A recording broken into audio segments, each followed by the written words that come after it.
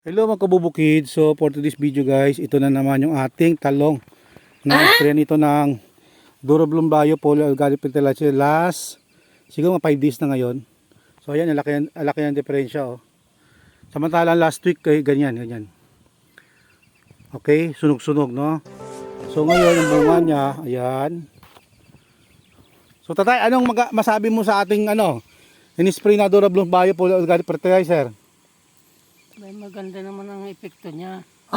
Maganda ba harvest? Gumanda ba harvest? Gumanda naman. Kuminis? Kuminis eh. Mana sa may-ari? So guys, si tatay hindi siya may-ari dito. Actually nakita ko tulungan ng karaan, naawa rin ako Pero ganun talaga, kailangan natin tulungan yung mga farmer natin. So we guide, okay? I guide them. Ito na yung kanyang talong. So kasi actually kahit ako nagandahan ako sa development. So ito makakabawi sa ID dito, mga karami to. Yan. So that's it guys for today's video, okay? Magkano farm gate ngayon? 40 pa rin ba? Di pa rin tumaas?